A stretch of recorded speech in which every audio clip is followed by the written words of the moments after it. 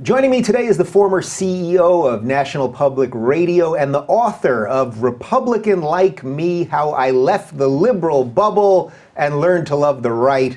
Ken Stern, welcome to the Rubin Report. Thanks, Dave. Thanks for having me on the show. You left the liberal bubble and have survived. I did. You're a survivor. So, live on a 94% Democratic, in a 94% Democratic ward in Washington, D.C., 100% Democratic household. Increasingly concerned about this. Does that mean they kicked you out of the house or well, outside of it's still under debate. Okay. My 10-year-old son booed my first television appearance when the book came out.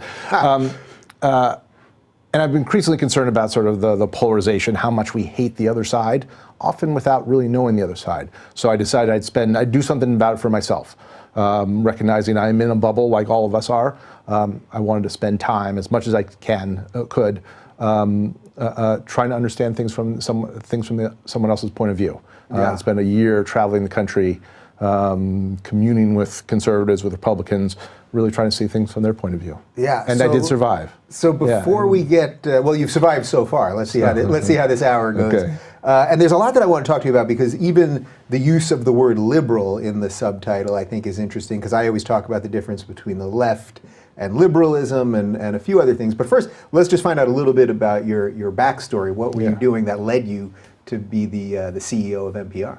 So I've spent a good part of my career in media, spent time in international broadcasting, Voice of America, and joined NPR in 1999, first as chief operating officer and then eventually became CEO and was there for about a decade. Have spent time in almost all the unpopular professions there are, law, politics, and media. So, and you're from DC, so right, you've so really done the whole thing here. Yeah, so there's a lot to dislike about my background apparently for most of the country. Tell me a little bit about just the NPR machine. I know half my audience that leans right is probably hearing NPR and they're going, well, I like this guy because he left the bubble. But NPR like raises some flags for them, and then my audience on the left is going, NPR, they're the new Bible of truth and all that. Tell me a little bit about just the ecosystem of NPR. So NPR is an interesting place. It is really a collective of public radio stations from around the country. So NPR is a company, which I ran for a number of years, of journalists and similar people. It's essentially a news organization, but it is connected to 500 public radio stations around the country. So it's unique in the sense that most of its reporters are located in Washington, D.C. and similar places, but you can go to virtually any community around the country. The wilds of Alaska, you'll find public radio stations, which I think makes it sort of a unique place. Yeah. And do they have any other connection, the radio stations, other than that they fall under the NPR umbrella? They're all part of the, not NPR, they're all part of the public radio system. And the thing that often people key on is that they are not through NPR, through the Corporation for Public Broadcasting, the recipients of various federal funds to support their operations. Yeah. What does it say that if we were to look at all of these radio stations, that I would guess that probably every single one of them leans left, yet they're funded by the government. So this isn't a nonpartisan radio operation, really, right? Yeah, so I've made myself somewhat unpopular in public radio over the last few months by saying two things, which I think you can hold in your head at the same time. I actually have a lot of admiration for virtually all the reporters I know at NPR and public radio stations. They try to tell stories from both sides. They're dedicated to the craft of journalism. Sometimes I think they are often even too almost metronome-like, and here's one point of view and here's another. And so I think it is appropriate to acknowledge that they are serious journalists trying to be balanced and fair, to appropriate a slogan from Fox. Right. I think the challenge that I raised with them, which made me unpopular, is they all probably, not all of them, many of them come from the same, these are self-perpetuating organizations. They hire people who are like them, who tend to think like them, who came from similar backgrounds, Many of them, I think if you took a census of them, you'd find very few voted for Donald Trump. Right. It's funny, I can see how careful you're trying to be with your words, that you don't want to say all, and of course you don't mean every employee there, but probably the vast, vast majority, if not 90% or more, are progressives, I think is basically what you're trying to say, I think that's probably right. And so, I mean, so I think the challenge is not that they're progressives, but there is a consequence of groupthink about what stories are important, what policies are right and wrong, what voices should be on the air, and I think that's a real challenge for a place like NPR, and really for mainstream media as a whole.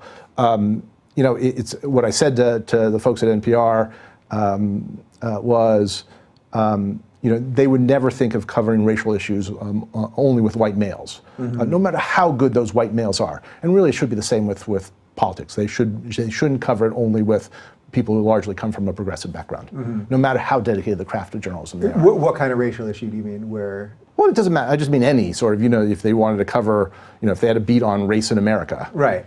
They would not only have, they wouldn't have whites on it, white males only on it. And they shouldn't. They shouldn't cover gender issues only with men. I mean, I think you need to have people of different backgrounds and different ideas to have the right type of creative tension that a newsroom needs. Right. You're not saying exclude those people. You're saying they just have. No, to of course not. Part Right. of it. Okay. I'm all for white males. I mean, I happen to be one. Right. Last I checked. It's that you need to have not only diversity of gender and race in newsroom, you have to diversity of ideas and backgrounds. Yeah. So where were your politics? So you started there in '99. Were you a hardcore lefty? Were you a centrist? A liberal? Or I don't think a hardcore person would write the book I did and take the experience, but I spent time in Democratic politics on the re-elect for Bill Clinton. I think I say in the book, I voted straight Democratic ticket, except for I think I probably voted against Marion Barry in his various quests to be mayor for life, and that's about it. Yeah. So the crack arrest was too much for you. That's where you drew the line with Marion Barry. Yes, that's right. That's right. Yeah. So when did you sort of start realizing that there was this ideological lockdown on alternative opinions there? You mean so I think there's an alternative lockdown on ideas generally. Yeah. Let's not make this about NPR or one place, because I think that's unfair, because what has happened in this country is we've all become in our own bubbles, liberals, conservatives, and it's a product of a number of different things that's going on. It's really quite extraordinary. It's we now choose where we live based upon political ideology and try to find homogeneous neighborhoods, politically homogeneous neighborhoods. It didn't exist before. Our political parties are increasingly homogeneous. There are no such thing as conservative Democrats or liberal Republicans anymore. They don't have homes. Yeah, where'd the Blue Dog Democrats go? Those are the died. guys that I would love to be voting for. Right, they died. I mean, the Blue Dog Caucus was quite important 15 years ago. Yeah. It doesn't exist anymore. There is no Democrat who is more conservative than the most liberal Republican, and vice versa. The Venn diagram does not meet anymore in the Congress.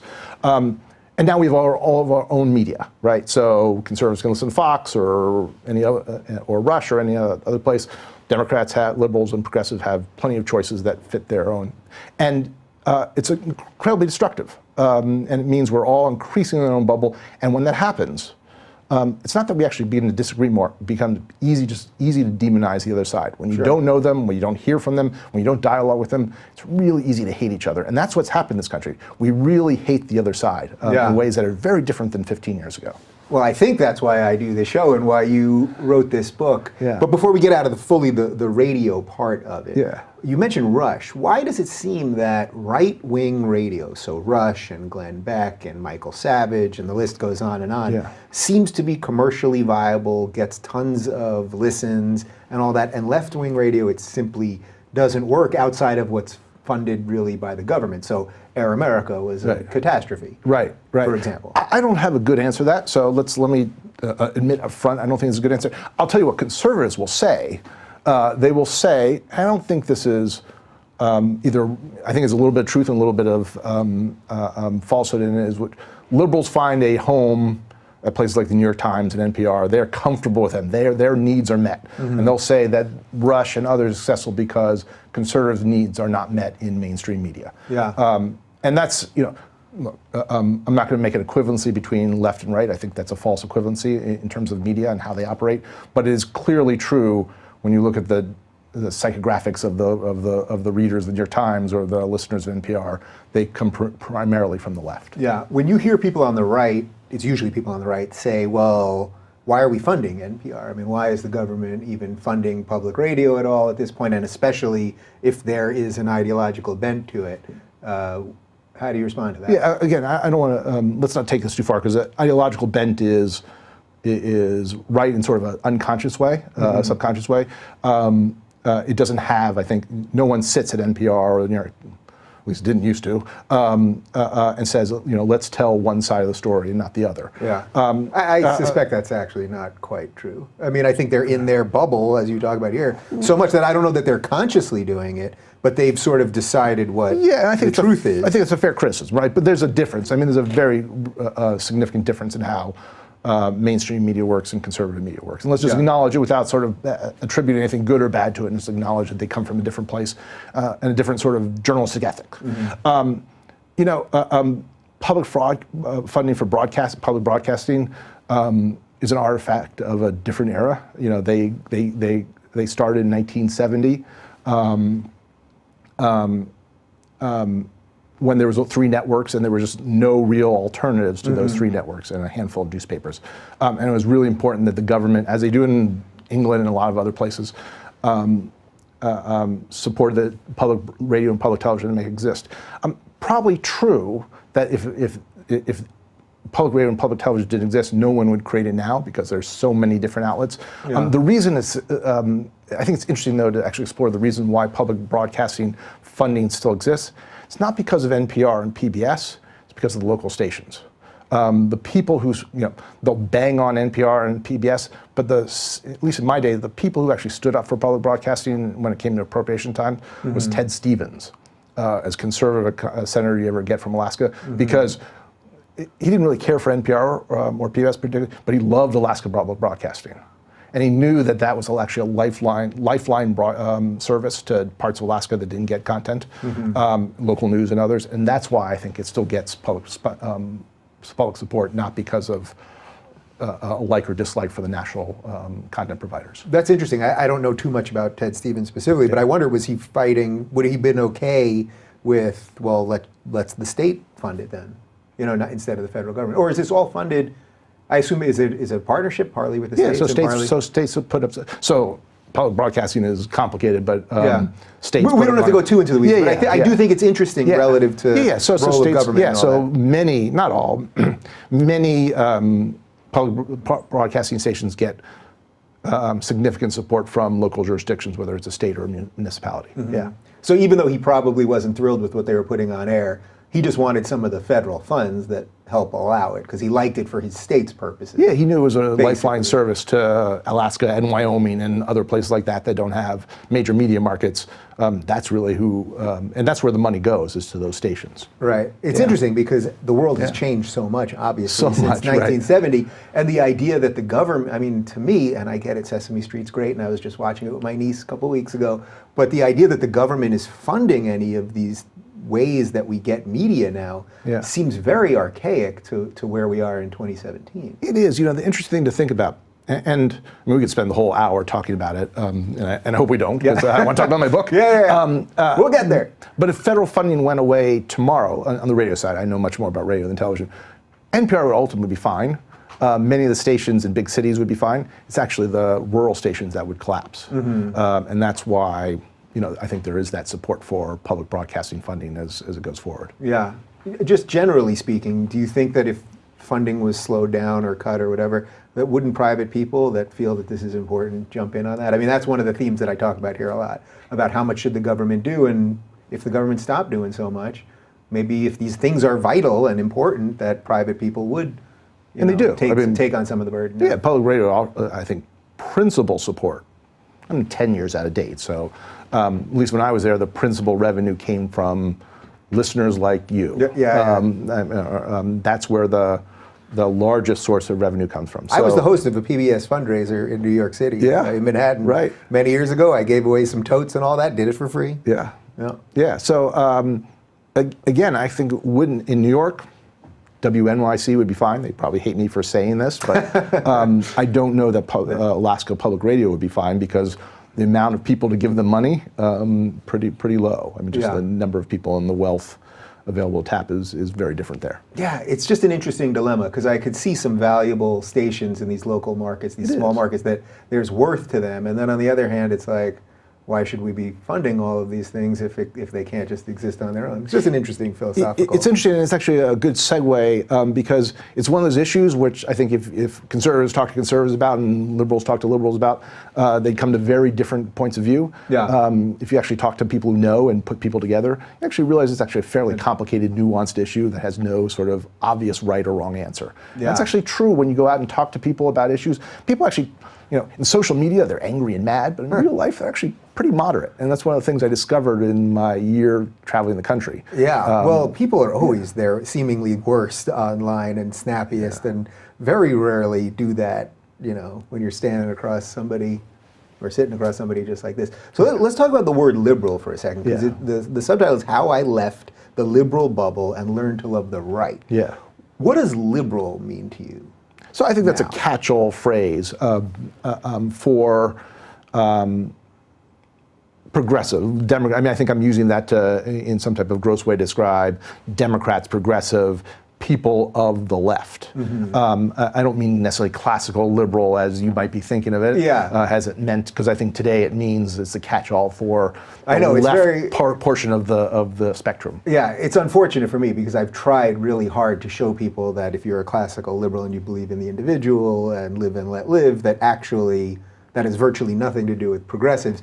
But even some of my allies now who are on the right always say liberal, liberal, liberal, and I'm like, guys, let's separate liberal from left. But I don't know if I gave it that careful thought in terms of the term. I mean, I think it's a catch-all for the people whose environment I was shared. People I lived with, the people I worked with, the people who ran the media organizations that I used. Did you find those people to actually be liberal, though? I know this is a little bit about the definition of the words, but did you find that they really, at their heart, were liberal? I mean, that they really were tolerant and understanding, and liberalism in its best sense? Well, good God, no. And I think now I think this gets us to where the book is. And I think the thing that's worried me, I'll say two things. One of which is I think that's shared. We're increasingly intolerant of anyone who disagrees with us. It's extraordinarily so.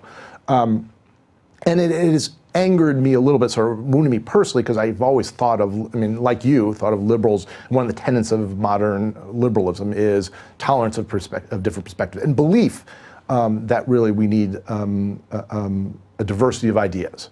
And there is value in different ideas and value in listening and engaging. That is not a value of modern American politics as we know it.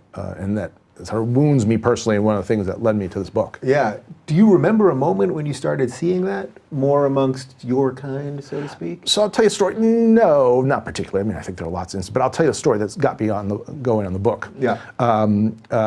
Which is a story of my neighborhood in Washington, D.C. I live in this nice neighborhood called Mount Pleasant, 94% Democratic ward.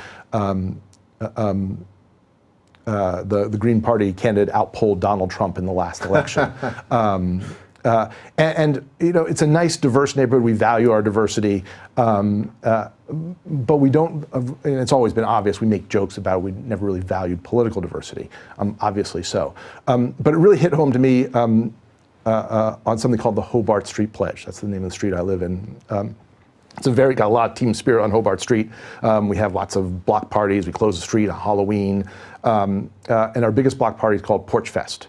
And it has a parade, and every year it starts with the Hobart Street Pledge. And I always love the idea of the Hobart Street Pledge because the kids sort of pledge allegiance to Hobart Street Northwest. Right. And change every year. And one year it went, I pledge allegiance to Hobart Street Northwest, yada, yada, yada. Everyone is welcome on Hobart Street, white or black, gay or straight, man or woman, everyone but Republicans.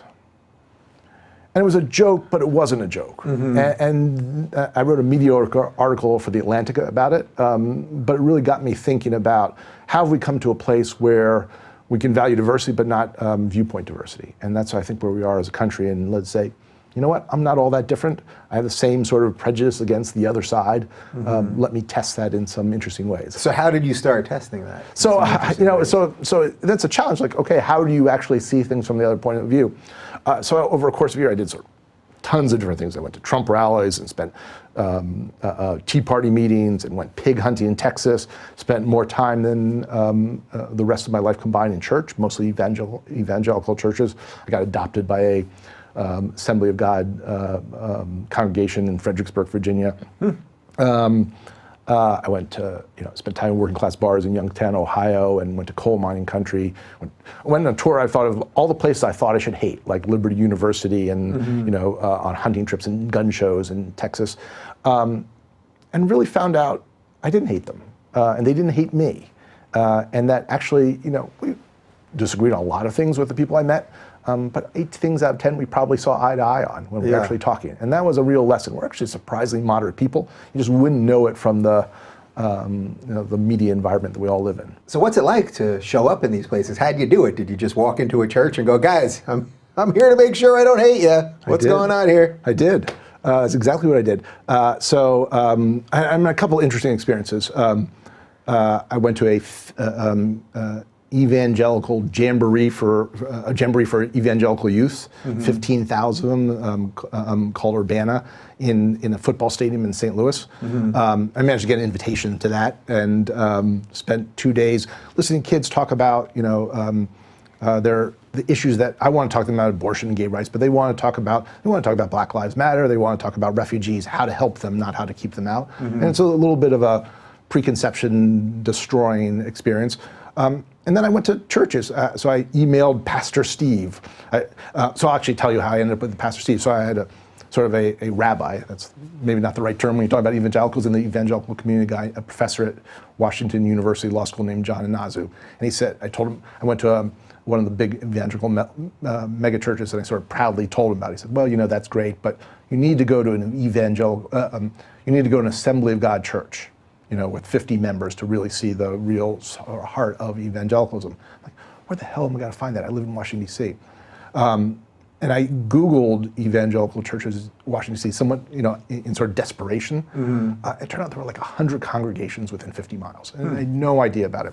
So I randomly picked one, had a service time that appealed to me, and emailed Pastor Steve and said, I'd write a book, I'd like to come. He was a little hesitant, but he opens his door to everyone, and I probably went down there half a dozen times in Fredericksburg, Virginia. And it's interesting, Pastor Steve and I actually have almost the same sort of biography in some ways. We were the same age, we were born in the same area, had very different paths in life, but we actually both have a wife and one son who happens to be the same age. We had a lot in common, very different thoughts on life and what's important, but a lot in common, When I think of Pastor Steve, I think of someone who I really admire, and when people betray everyone on the right as deplorables, I think of Pastor Steve and a lot of other people I met, and I know that description is just flat wrong. Yeah. So you go to the churches. Now, were you just sort of watching from the back, or did you actually, beyond the pastor, did you start interviewing people? Did they know you were writing a book? Yeah. They were kind enough to actually put together focus groups. So like the second time I went, Pastor Steve put together like 10 members of the congregation. And I just sort of sat in their lunchroom in the basement, and we talked for an hour about politics and the community and things like that.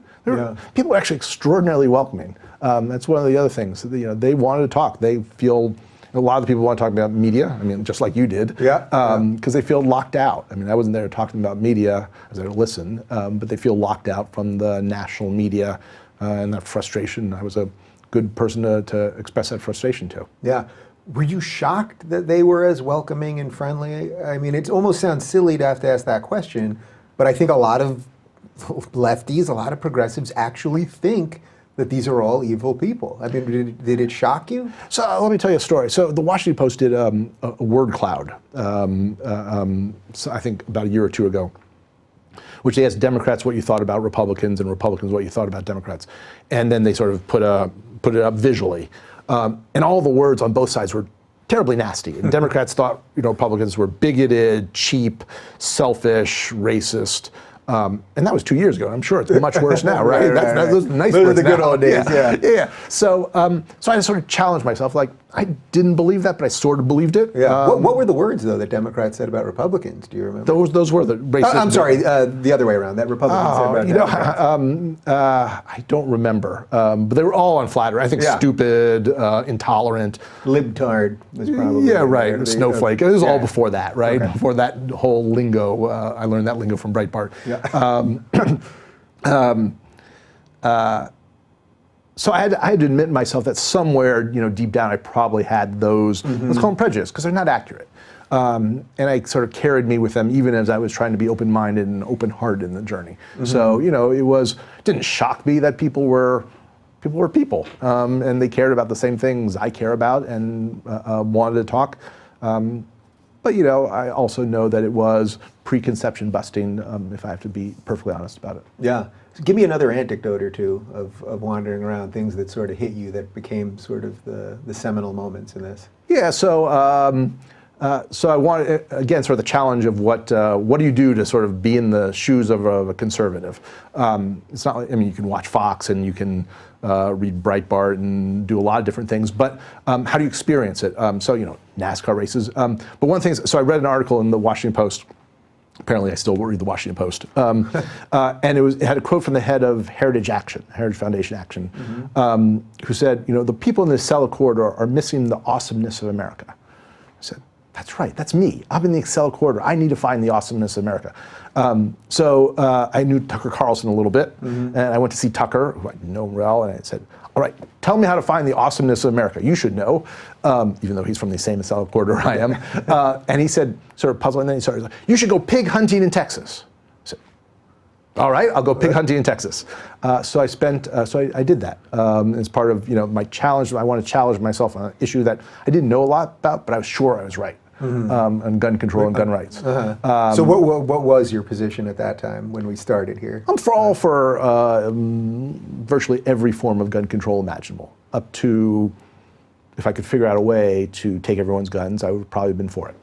That was your previous position? That was the previous position. All right, now we'll get to your... so then you have this experience. So I went hunting. So I went pig hunting in Texas and learned out some people should have a gun and some shouldn't, and I'm on the shouldn't side because I'm more dangerous. But it's in the morning. Was it your first time actually holding a gun? My first time holding and shooting a gun. I went to a skeet range in Prince George's County the week before to test it, but essentially that experience was the first time.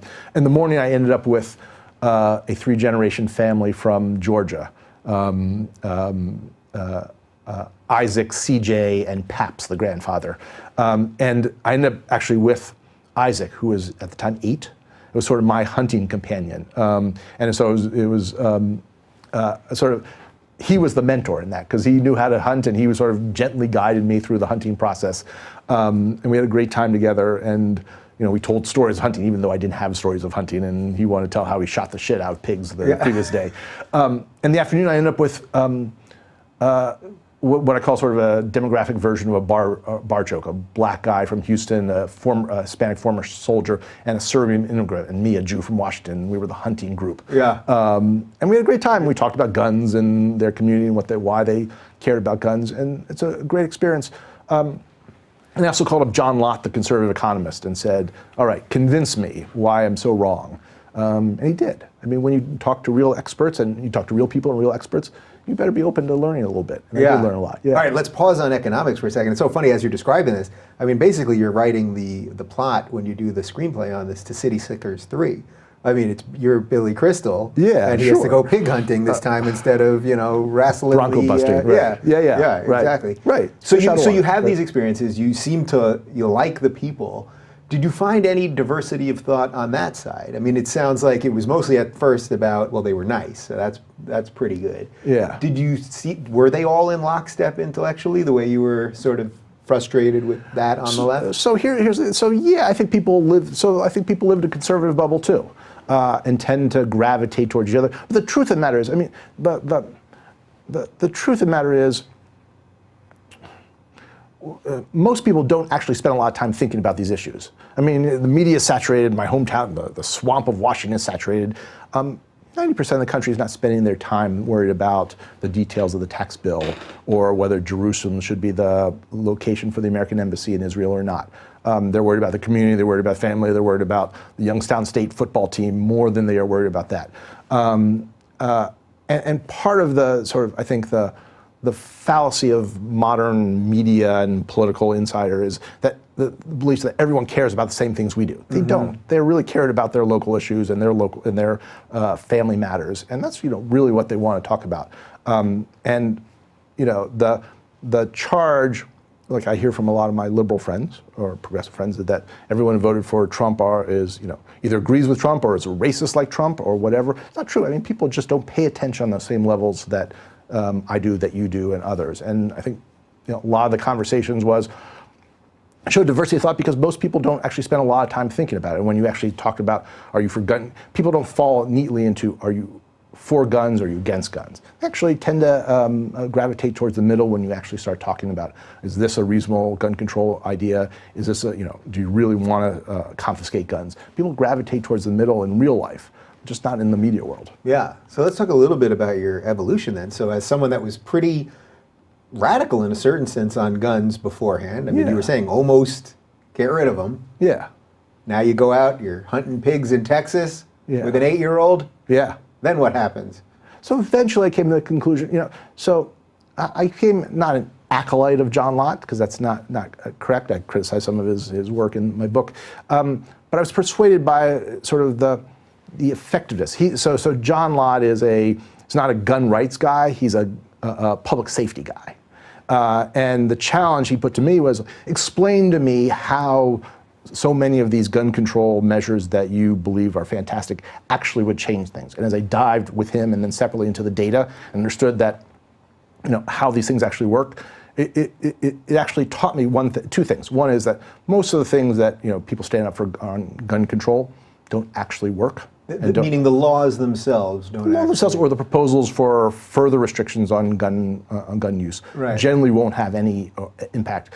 And secondly, I think even more importantly, people have forgotten that the murder rate with using guns in this country has fallen half over the last 20 years. As we've been arguing over here about gun control or gun rights, we've actually been extraordinarily effective in terms of driving down gun homicides in this country. It has nothing to do with that debate. It has to do with better policing, economic opportunity, attacks on drug gangs and things like that. And there's actually a lot of learning.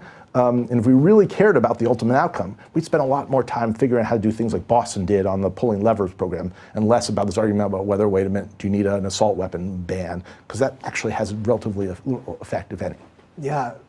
So when people are talking about guns, to me, this is one of the ones where we've really cordoned ourselves off. We're almost at the place of ban or everyone gets a bazooka. I definitely fall more on the side of, I strongly believe in the Second Amendment, and I don't think that the murders that we have necessarily are gun issues. I mean, even the guy, to your point about the laws, the guy last month that shot the church in Texas, it was illegal for him to get a gun. Right.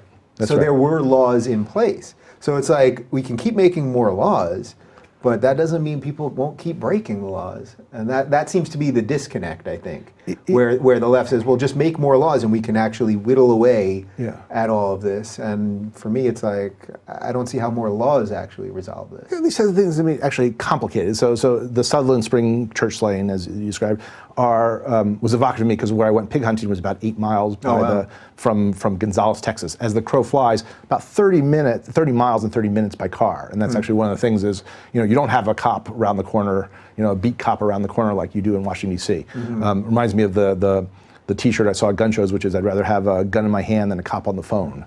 But it's evocative because it has so much. It sort of bottles up so much of the challenge, which is we clearly have a problem. Look, we have a mass shooting, and more importantly, we have urban shootings every day. And we, even though we've had successes, we still are we have far more violent society than other similarly situated countries, say in Western Europe. Yeah. For people that want to know a little more about that, I mean, just Google how many people were shot in Chicago this past weekend. Yes. I mean, they keep a running tally, and it's insane. And that has nothing to do with assault weapons or registration laws, because it's almost all handguns and almost all guns obtained illegally.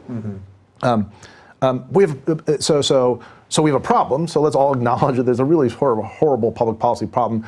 but nothing that we talk about actually would solve it. And in Sutherland Springs, you have a guy who got his gun, shouldn't have got his gun, and then he was ultimately corralled by a private citizen who lawfully had a gun and probably potentially stopped worse killings. Mm-hmm. So it's a complicated issue, and I think because we're all in our own bubbles talking to each other, we miss the nuance and don't really try to solve the problem because it's solvable. We've actually solved it in some ways.